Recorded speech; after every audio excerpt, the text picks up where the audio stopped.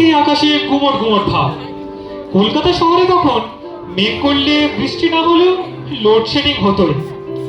এমনই এক ছ্যাপছ্যাপে ঘামে ভেজা দুপুরে কলকাতার স্বনামধন্য নিরানন্দ প্রকাশনের অফিসে সবাই সারা বেলা ঘাম ঝরিয়ে ও ইলেকট্রিসিটি বোর্ডের বাপের শ্রাদ্ধ করে খুবই ক্লান্ত। বড় বাবুরও দেখা নাই। তাই কেউ হাত পাখা নেড়ে, কেউ আবার ঠান্ডা শরবত দিয়ে ঘাম নিবারণে ব্যস্ত। এমন সময় একটি ছা পোষা পাতলা চেহারার লোক গুটি গুটি পায়ে বড়বাবুর অফিসের বাইরে উঁকি ঝুঁকি মারতে লাগলেন।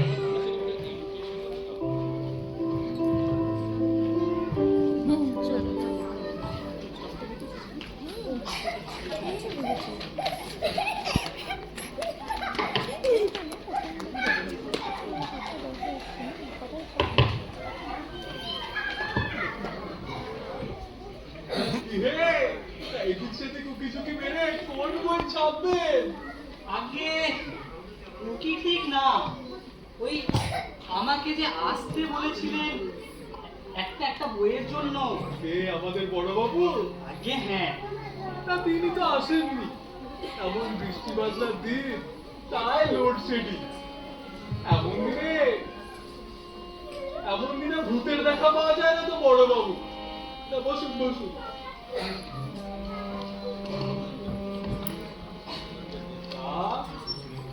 কি করা হয়? আগে একটু লেখালেখি করি আর কি। লেখালেখি? কি লেখে?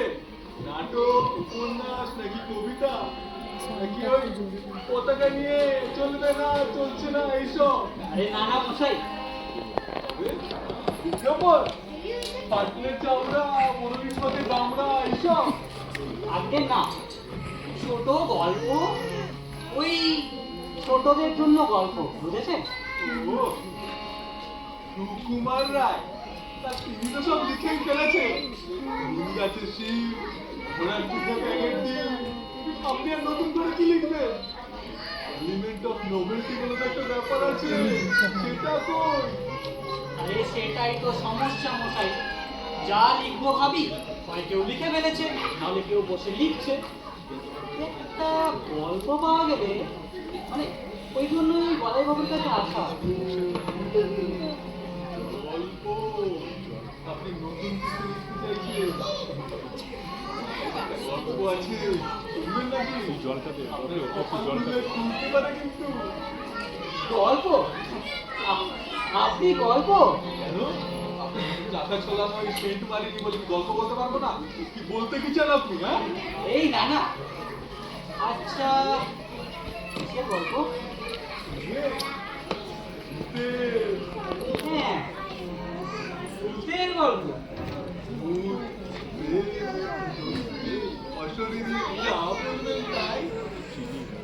আচ্ছা ঠিক আছে, বলুন শুনি।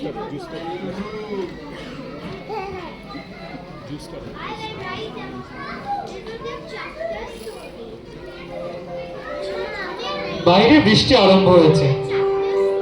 কারেন্টেরও দেখা নাই।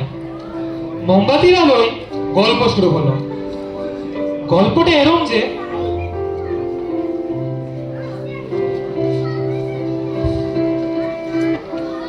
যাচ্ছেন নিবাস পেনেটি গ্রামে।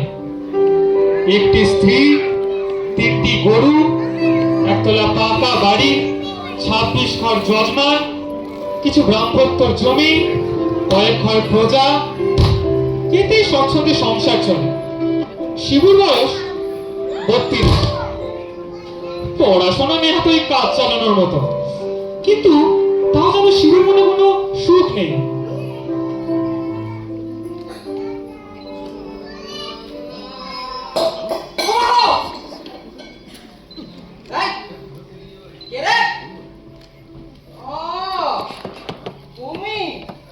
কি হয়েছে? আবার বলছো কি হয়েছে? বলি এটা কি এনেছে দেখেছো বাজার থেকে? পচা মাছ, পুরো সবজি। বলে এত পয়সা কার জন্য বাঁচাচ্ছে না? আমার সত্যি নাকি?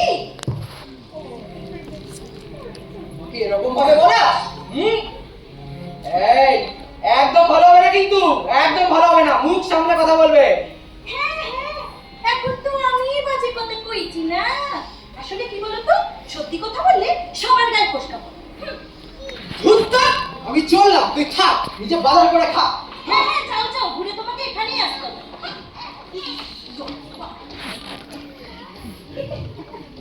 নৃত্যকালীর বয়স 25, দুর্দান্ত স্বভাব। স্বামীর প্রতি তার যত্নের ত্রুটি ছিল না, কিন্তু শিবুর তাতে মন ভরলে তো। সামান্য খুঁটিনাটি নিয়ে স্বামী স্ত্রীদের তুমুল ঝগড়া হতো। 5 মিনিট বকাবকির পরে শিবুর দম ফুরালেও নৃত্যকালীর রসনা একবার ছুটলে তা সহজে থামবার নয়। কিন্তু একদিন গন্ডগোলটা বোধহয় একটু বেশিই হয়ে গেল।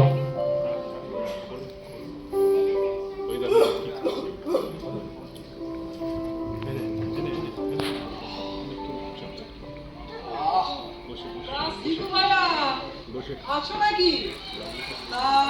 বেশ তোয়াজ করে হুটকো ফুটছো দেখছি। ঠিক আছে ঠিক আছে। মা কালী বুঝি মর্ত থেকে কৈলাসে গেছে? তার কি উপায় আছে? পান থেকে চুন কষার চোলাই। কথা বলেছো তুমি। তবে কি তবে কি? আরে আমার বাড়ি, সেখানে আমি হুকো খাবো না ঘোড়ার ডিম খাবো, তাতে কার কি? যাও যাও যাও, সকাল সকাল যত আদিক্ষেতা করতে এসেছে, কোনো কাজ নেই বাড়িতে। হ্যাঁ, আহা শিবু ভাইয়া, রাগ করো না। তা তুমি তোমার স্ত্রীকে একটু বেশি ভালোবাসো। তা মেনু মুখের মতো সবকিছু শুনে যাও, বুঝলি? বলো তোমরা বইয়ের কথা অঠুয়াশাই সত্যি সত্যি লক্ষণ। ভুল কিছু বলেনি। আমাকে বেরো বেরো বেটা, তোরা বেরো বেরো বেরো। ছাড়া ওনা মুখ মিনছে তো পেটে পেটে এত কি হলো? ওরম ওরম করছো কেন? হ্যাঁ, আর বলছে কি হলো? হ্যাঁ, আমি থাকতে শেষকালে অন্য মেয়ে মানুষ। ছি ছি ছি ছি ছি। তোমার না ধম্মে সইবে না, জানো তো, ধম্মে সইবে না। আমার কপালটাই পুড়লো। পই পই করে বাবা মাকে বলেছিলাম এখানে আমার বিয়ে দিও না। উঁচু জাত না ছাই। এমন নষ্টামির কথা জানলে সাথে আমার এখানে বিয়ে দিত। কোন অন্য মানুষ? কোন অন্য মেয়ে মানুষ? হ্যাঁ, যাতা বলে যাচ্ছে। যাতা বলছি, এটা কি না? তোমার বাক্সে এই চুলের কাটাটা কার? চুলের কাটা? আমাকে তো বাপের জন্য কই কিচ্ছুটি দিলে না। আর তখন শেষকালে অন্য মেয়ে মানুষের জন্য আমার কপালটা পুড়ে গেল। আমি ছেড়ে দেবো। এই দেখো, ওটা কি বলছো আমাকে? মিথ্যা কথা বলো। এই সবাই দেখে। মারো না, ওরে ওরে ওরে।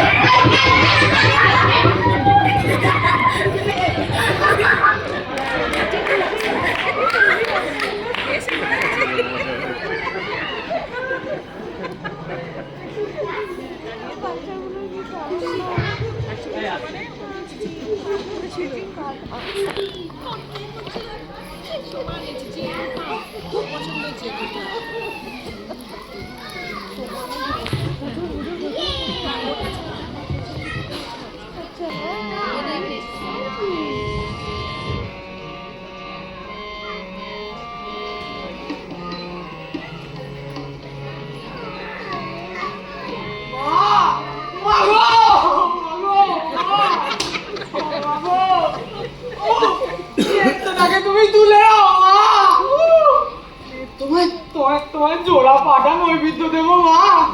দেখো, নিজের স্বামীকে কেউ এভাবে মারে? গায়ে একেবারে ব্যথা করে দিয়েছে। মা গো মা, একটা সুরা করে দাও মা, যাতে আবার নতুন করে একটা সংসার পাততে পারি। আরে আমার যে ছেলে পুলে হলো না ওই বেটার সাথে, সেটা তো একটু দেখতে হবে মা। একটা সুরা করে দাও মা। মা গো, দোয়াই মা, দোয়াই দোয়াই মা, দোয়াই মা গো, দোয়াই মা।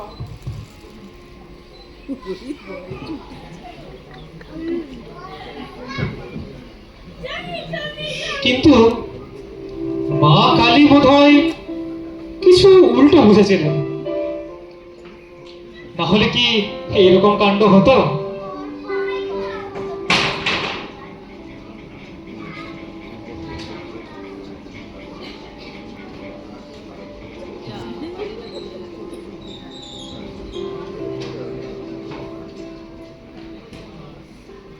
সে রাতে বাড়ি ফিরতে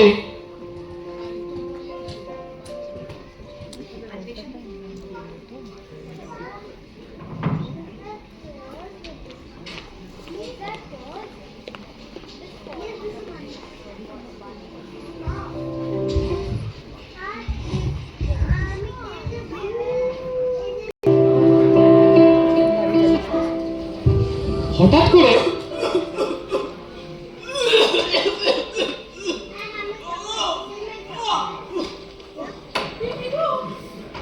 এ তোমার কি হলো? আরে কে কোথায় আছো গো? একটু দেখো না গো, কি হলো লোকটা? আরে এমনি করছো কেন তুমি? এটা আর ধরছে না গো। উপরে নিচে একাকার অবস্থা। তোমার না? আরে তাকিয়ে আছাই করেছি। আরে হাতের জল তো আর শুকাচ্ছেই না দেখছি। তো কি খেয়েছিলে বলো তো কাল রাতে? তা বেশি না, ওই 4টি ভাত, খান্তিরিশ লুচি, ওরে বাবা রে, আর ওই বীরেনের দোকানের সেটটা খাসির মাংস, 10টা গলদা চিংড়ি, আর 5 দই, ওরে বাবা রে, আর 2 রসগোল্লা, বেশি না, ওই একটু আর তার সাথে মালপোয়া, রাবড়ি, পান্তুয়া, একটু ওরে বাবা রে। আরে আর কিছু বাকি আছে? তোমার এত নোলা কেন বলো তো? এই জন্মের খাবার খেয়েছিলে না?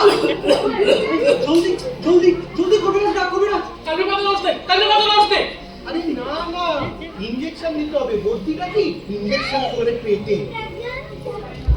না গো, আমি বলছি ভূতের কাণ্ড, পেট কাটা ভূত না হলে এরকম হয়ই না। আরে মদন ওঝা, আরে আমাদের পাশের গায়ে গো, ওই যে গো কালু গোসাই, সে কি ঝোঁকা পুড়ে যায় অবস্থা। বালতি বালতি জল ঢালা হলো, তাও কোনো হুঁশ নেই গো। ওটির ভাব তো দেখেই বলে দিল এ আর থাকবার নয়। তা দিয়ে হলো এ আর হবে? মদন ওঝার এক ঝাড়েই সে লোক কত্তরে উঠে দাঁড়ালো। তাই তো বলছি। এই থামো দেখি। সিউ ভাই, কি হয়েছে তোমার? মৃত্যু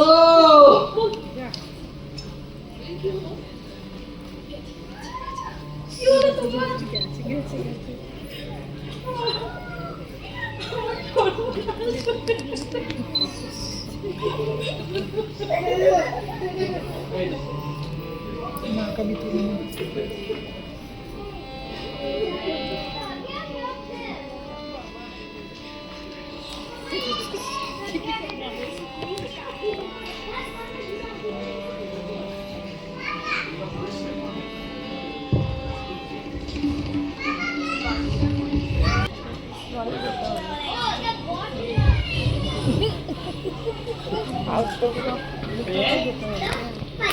শিবু মারা গেল।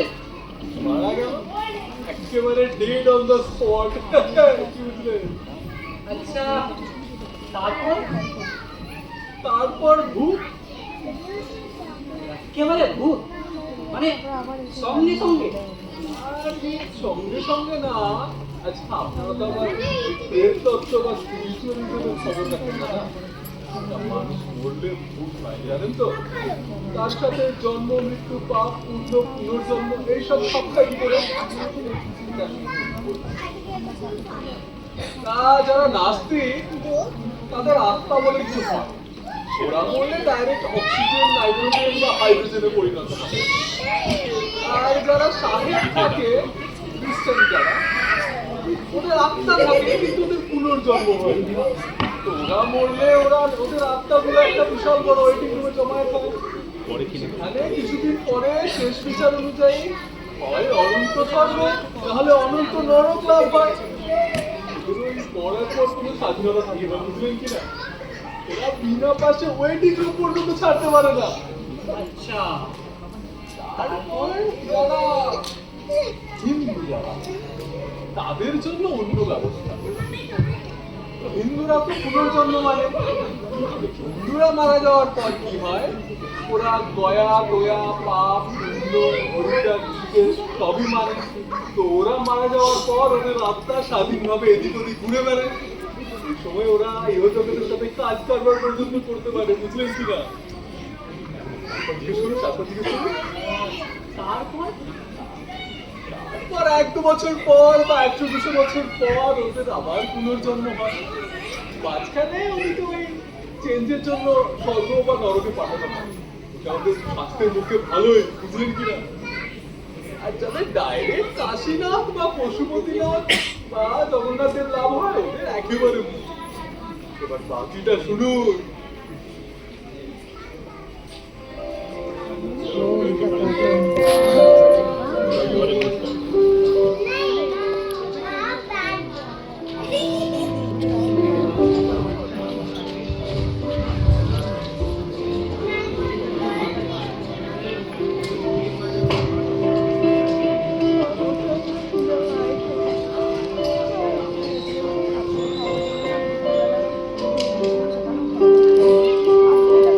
কিন্তু শিবু তো লোভী পেট প্রকাবত, তো শিবুর পুনর্জন্ম হতে কিছু দেরি ছিল। ওই এত লোক আজকাল মহামারী, যুদ্ধ, দুর্ভিক্ষে মরে যাচ্ছে কিনা, অনেক লম্বা লাইন, অনেক ফাইল, আবার সরকারি কাজে আবার একটু দেরি দেরি হয়, আপনারা জানেনই তো।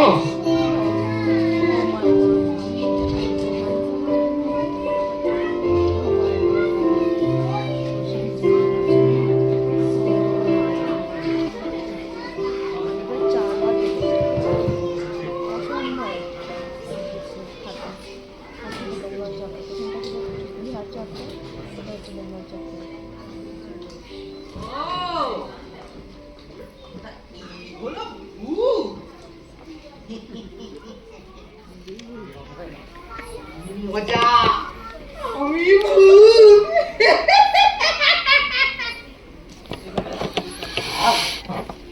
কি আনন্দ চারিদিকে। তো বেশ ফুরফুরে লাগছে। আর আর পেটে ব্যথাটাও দেখছি নেই।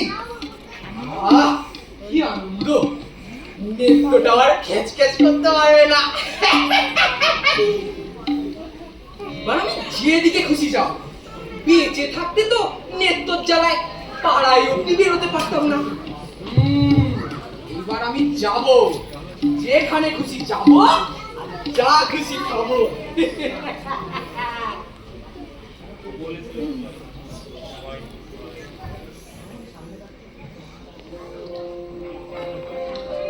শিবু সে রাত্রে গঙ্গা বেরোলো। ট্রেনেটি আরপার কোন্নগর, সেখান থেকে উত্তর দিকে রিষড়া, শ্রীরামপুর, বৈদ্যবাটির হাট, চাঁদদানির চটকল পেরিয়ে আরো 2-3 ক্রোশ দূরে ভূষণ্ডির মাঠ। মাঠটা বড়, বহুদূর বিস্তৃত, কাছে পিঠে কোনো লোকজনই নেই। শিবুর বড় পছন্দ হলো সেখানে থাকতে। সে একটু ঘুরে ফিরে দেখতে চাইলো কোথায় কি আছে, তা নাই। শিবুর বড়ই ভালো লাগছিল। এতদিন নেত্রকালীর সঙ্গে এতদিন সে ছিল না, তাই একদমই ভালো লাগতো না। এখন যেমন আজাদ লাগছে তার। শিবু দেখতে পেল যে একধারে একটা ন্যাড়া বেল গাছ ছিল। শিবু সেখানেই ব্রহ্মদত্তি হয়ে বাস করতে লাগলো। এইবার বাকি জীবনটা, বাকি মরণটা এইখানেই আরাম করে কাটিয়ে দেবো। এই তো এই বেল গাছটায় বসে একটু চিরিয়ে নি।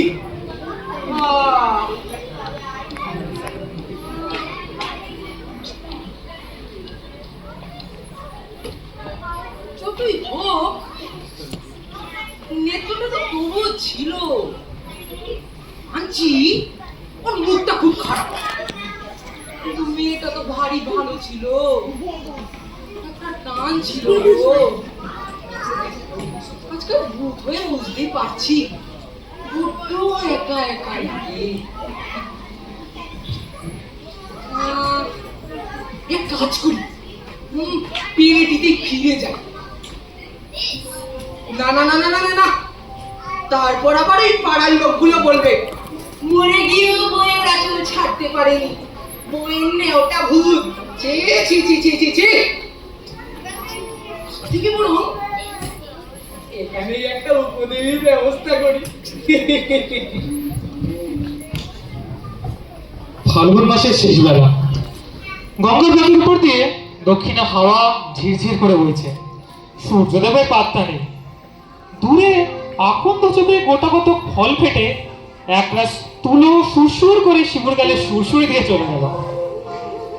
ওদের বাবলা গাছে এক ঝোলা দাঁড় কাক বসে আছে। কাক গলায় সুরসুরি দিলে কাকিনীর চোখ বুজে গদ গদ স্বরে কা কা করে ডাকছে। এসব থেকে শিবুর মনটা খা খা করতে লাগলো। শিবুর যদিও রক্ত মাংসের শরীর নেই, তবুও পুরুষ মানুষ তো, মরলেও স্বভাব যাবে কোথায়। তাই যেখানে শিবুর হৃৎপিণ্ডটা ছিল সেখানটা ভরা হয়ে ধপ ধপ করতে লাগলো। এমন এক সময়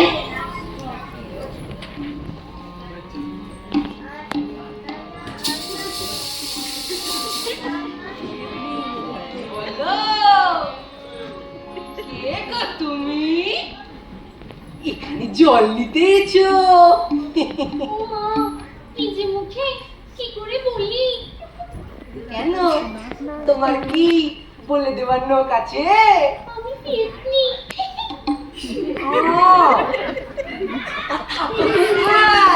বুঝি, শ্মশানে পিছন দিকে। আচ্ছা, বেশ বেশ। তা একটা কথা বলি, যদি কিছু মনে না করো, তা তোমার বিয়ে হয়েছে। যা, চলে গেল। না না না না না না, হচ্ছে না। কি যে করি?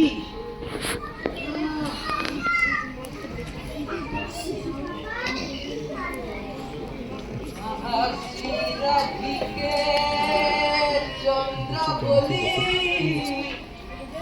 করে রেখে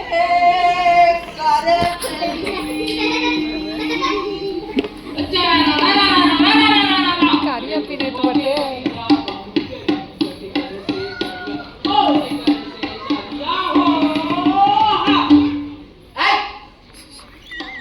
তাল গাছে কেড়ে বাউজি করিয়া পিরেমা হ্যাঁ কি রে ভূত না নেমে এসো বাবা, নেমে এসো দেখি তোমার মুখটা একটু দেখি বাবা।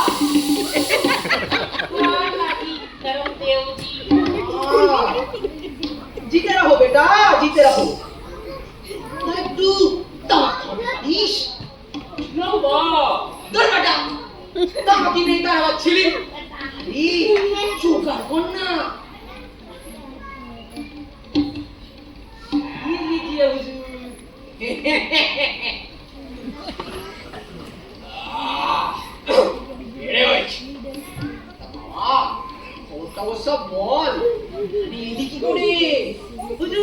हमारे घर छपरा जिला, वहाँ पे हमार जोरू गोरू जो भी तेरा सभी चीजों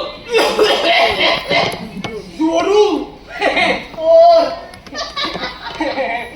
हाँ हुजूर मुंगरी हमार चाल पर बहुत खराब বাবা কিলে আমার জানটা গেল কি করে? হ্যাঁ কি হুজুর বললো একদিন কি কারিয়াজা বলল তার সারমর্মই যে তার আর মুঙ্গির বনিমানা হতো না কখনোই। একদিন প্রতিবেশী ভজুয়ার বোনকে উপলক্ষ করে স্বামী স্ত্রীতে ভীষণ ঝগড়া হয় এবং স্ত্রী পিঠে এক ঘা লাঠি কষিয়ে কারিয়া দেশ ছেড়ে কলকাতায় চলে আসে। সে প্রায় 30 বছর আগের কথা। কিছুদিন পরে খবর আসে যে মুঙ্গি মরেছে বসন্ত রোগে। কারিয়ার মন খারাপে সে আর দেশে ফেরেনি। নানা স্থানে সে অনেকদিন চাকরি করলো। শেষ চাকরি সে করেছিল চাপদানির মিলে। সেখানে কাজ করার সময় একটি লোহার কপিকল মাথায় পড়ে পঞ্চত্ব প্রাপ্তি ঘটে এবং তারপরে এই তাল গাছে তার আগমন। এতো জি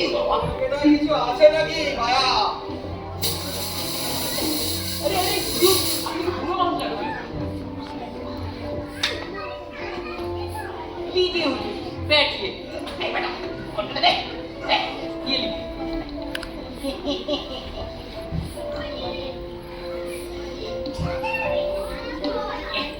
ব্রাহ্মণ দণ্ডবাদ হই।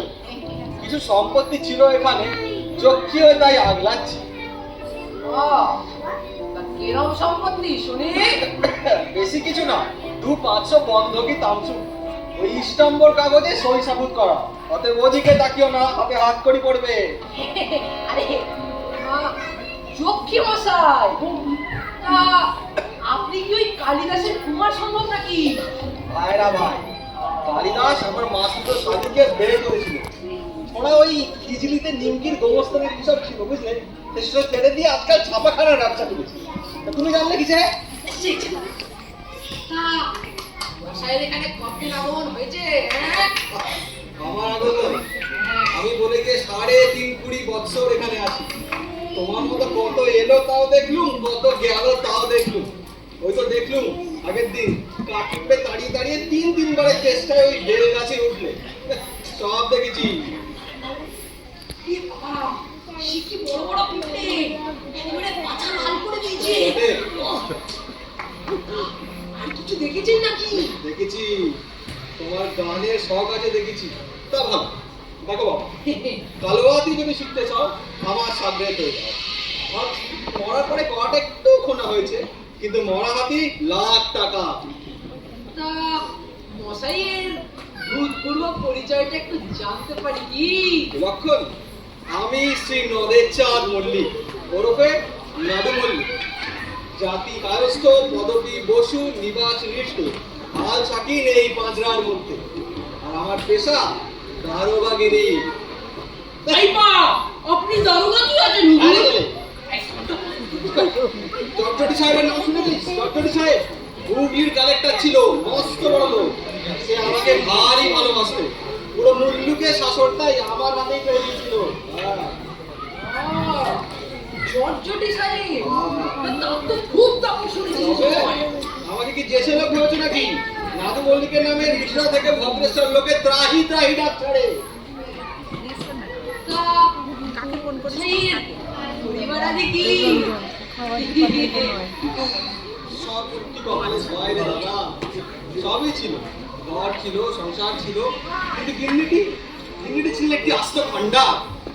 আমি নাদু মল্লিক কোম্পানির নিজামী ফৌজিদারি আদালতটা হাতের মুঠোয়, সে আমারই ফিরে দিলে কিনা একখানা চালাকার বসিয়ে। বলেন কি? তবে একেবারে পুলিশ মেটানো? পুলিশ পেটানো। ছি ছি ছি ছি ছি ছি। তা মশাই, আপনি দারোগা হয়ে কিছু করলেন না? করতুম তো, করতুম। গ্রেপ্তারি পরোয়ানাটা ছাড়তুম 324 ধারা। কিন্তু ওই যে কেলেঙ্কারি, আমি নাদু মল্লিক, আমার একটা সম্মান আছে না। কেলেঙ্কারির ভয়ে গ্রেপ্তারি পরোয়ানাটা ছাড়তে পারলি। তবে ধর্ম আছে, গুরু আছে। 47 মরকে গিন্নি ফোন হলো। বাবা কলকাতা বড় ভালো দেখেছিস বাবা। তারপর দরবারি সাহেব গেলেন বিলেতে, আমারও পুরো চাকরি। তারপর এখানে একখানে শখের যাত্রা খুলেছিলাম। বাবা বড়মাই পুরোলে এইখানে এসে পৌঁছেছি।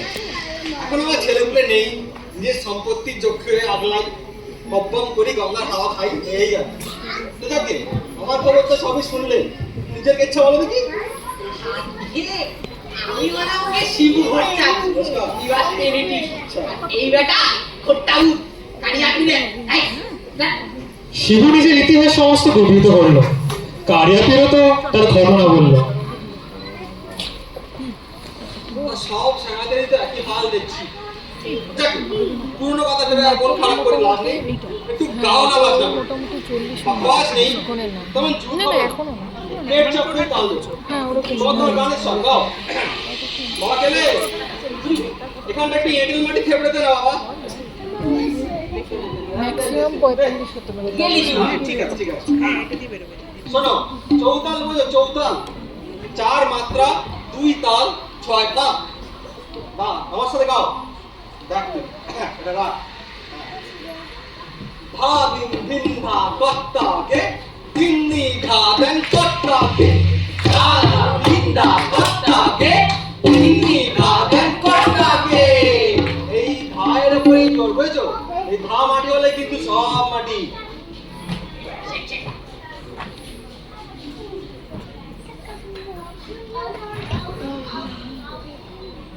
ব্যাপার দীর্ঘ নিঃশ্বাস গানে মন নেই যে বড় কি হয়েছে আজকাল আর বন্ধু একা একা লাগে মনটা ভারী হু হু করে রে।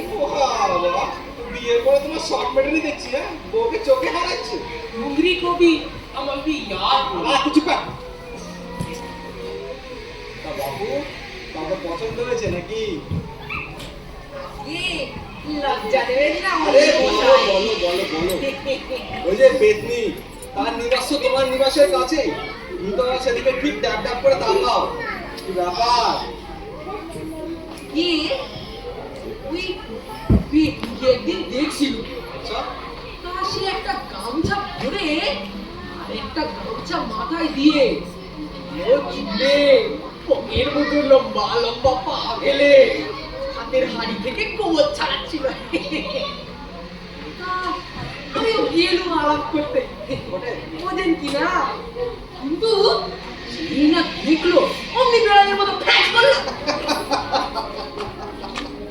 ঠিক আছে ঠিক আছে ঠিক আছে ঠিক আছে আর বলতাম তা আমি আরেকজন তোমার ভিটার পূর্ব দিকে গঙ্গার ধারে ওই যে বাঁকটাতে ক্ষীরিবামনির যে পোড়া ভিটা সেখানে একটা নতুন ডাকিনী এসে বসবাস বেড়েছে তো তোমার চোখ তো সেদিকেই গেড়ে থাকে বাবা বলো দেখিনি ভেবেছো আগে ওদিকে খুব মনে ধরেছে বলো একদিন গিয়েছিল কি সাদা ধান করে রং জাটাচ্ছে তার কি রং কি মুখ কি দাঁত মৃত্যু রং ছিল পান্তুয়ার মতো ডাকিনীর রং যেন পান্তুয়ার শ্বাস ঠিক আছে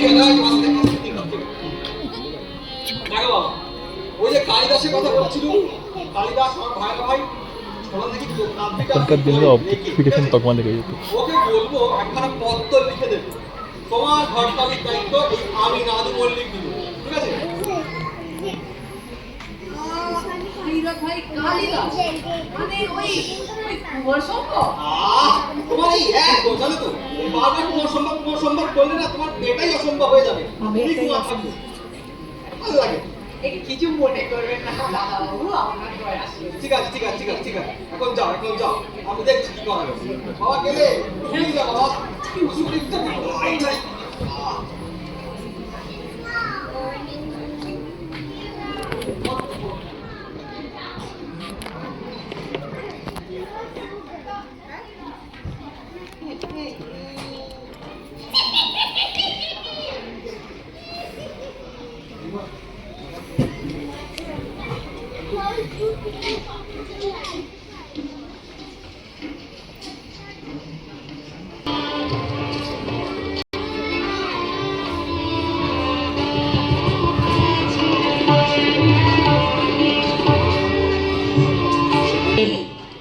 লক্ষ্মীলাভ অনিবার্য অনেক কাকুতি মিনতির পরে এবং মল্লিক মশাইয়ের সুপারিশে একখানা পূর্ণাঙ্গ কালিদাস কাব্যে ডাকিনী শিবুর ঘর করতে রাজি হয়েছে। হ্যাঁ হ্যাঁ ঠিক শুনছেন, কিন্তু সে কোনো কথা বলেনি, ঘোমটাও খোলেনি। লাজুক কিনা, তবে ইশারাতে সম্মতি জানিয়েছে। আজ শুক্লপক্ষের চতুর্দশী তিথিতে ভৌতিক পদ্ধতিতে শিবুর বিয়ে সম্পন্ন হয়েছে।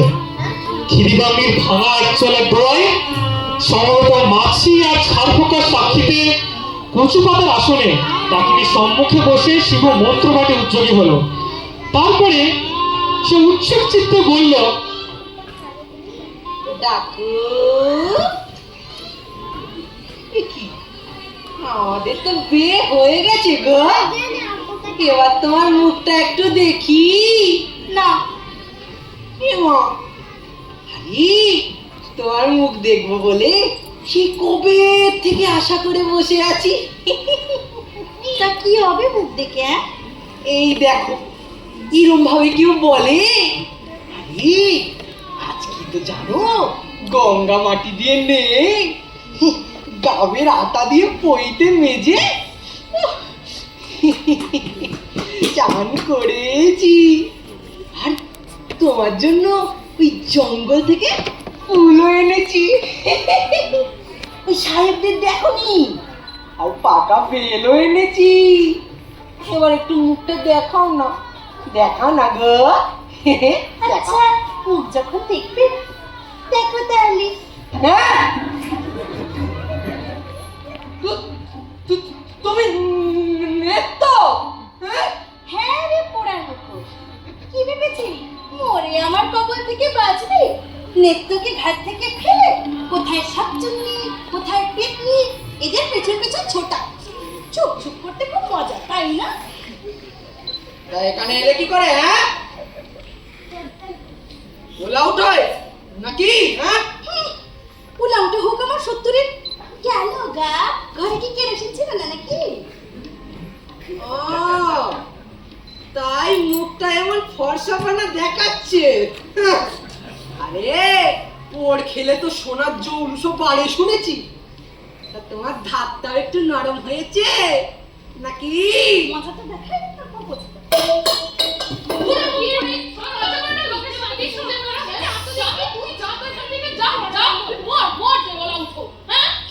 আমার সময় তুমি কেন দেখলা আমার বুড়ি ও যে তোর নাতির বয়সী রে আমার কোনে কৌগা দূর হবে ছোপেতনি আমি যে দু জন্ম আগেকার বউ আমি তো 3 জন্ম আগেকার বউ বুঝলি ওদিকে মরছেছি ডাইনি মিনছেটাকে নিয়ে উধাও হোক যা আরে দাঁড়া বন্ধুটা পুরি বন্ধ হও অপুত্র তুমি দেই হও সারিগামা বাজনি পেতনির কথা ফেলুনি এইবার তো ধর্মটা বটে ওই বেটিকেও খাবো।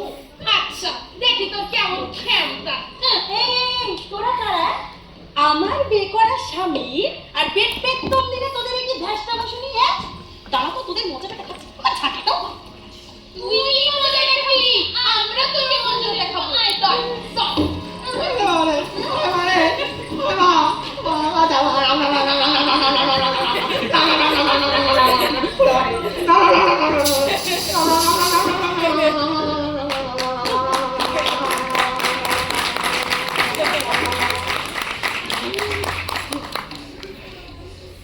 তুমি শুনছো কিবা আনমনে?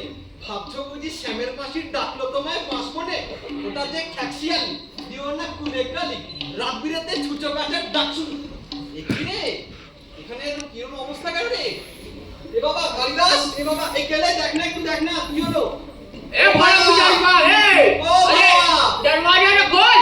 আরে ভাই দরজাটা খোলো। এই मैं देखता हूँ जोर लगा के हैया और भी दोहरा हैया चले इंजन हैया अरे हैया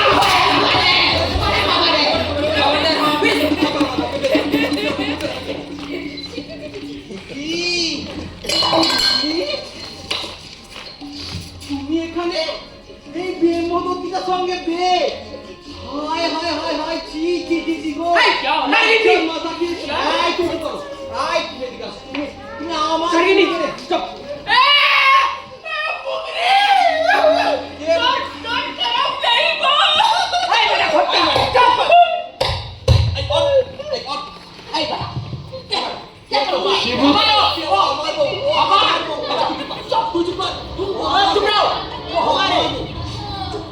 আমার বউ আমার বউ শিবু 3 জন্মের 3 স্ত্রী এবং 3 জন্মের 3 স্বামী। এই ডবল স্পর্শ যোগে ভূষণটির মাঠে যুগপৎ জলস্তম্ভ দাবানল ভূমিকম্প শুরু হলো। ভূত প্রেত দৈত্য দানব কাল প্রভৃতি দেশ উপদেবতা যে যেখানে ছিল সবাই তামাশা দেখতে এলো। স্তূপ পিক্সি নম গর্লিন প্রভৃতি ভোট কমানো বিদেশি ভূত বাঁশি বাজিয়ে নাচতে লাগলো। জিন জ্যান আফরিদ মারিচ লম্বা দাড়িওয়ালা কাবুল ভূত দাপা দাবি আরম্ভ করলো। চিং চ্যান হ্যাচেন ইত্যাদি মাকুন্দ চিনে ভূত দিগবাজি খেতে লাগলো। রাম রাম রাম রাম রাম রাম রাম রাম জয় হরিজি চণ্ডী আজ্ঞা করো না। এই উৎকট দাম্পত্য সমস্যার সমাধান কে করবে? পুরুষের পুরুষত্ব, নারীর নারীত্ব, ভূতের ভূতত্ব, পিতৃর পিতৃত্ব এসব তারা বিলক্ষণ করছেন। অতএব আপনাদের স্বনির্বন্ধ অনুরোধ, আপনারাই এর সমাধান করুন। নিতান্ত যদি না পারেন, চাঁদা তুলে ভয়ের তুলে দেওয়ার চেষ্টা দেখুন, যাতে বেচারা একটু শান্তিতে থাকতে পারে। একটু দেখবেন আপনারা। হ্যাঁ,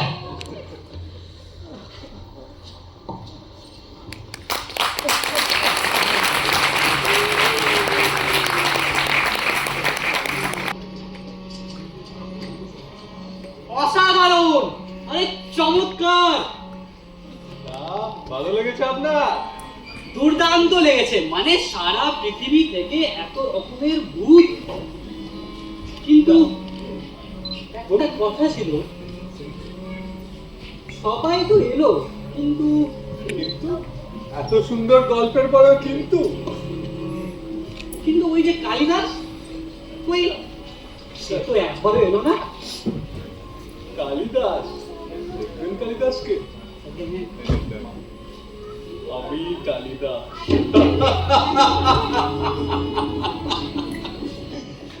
কালিদাস চক্রবর্তী।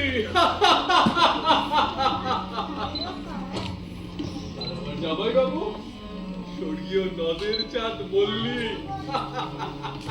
কি যে বলেন মশাই, মানছি আপনি গল্পটা খুবই ভালো বলেছেন, কিন্তু এটা একটু বেশি ছেলে মানুষই হয়ে গেল না? শেষ হলো না?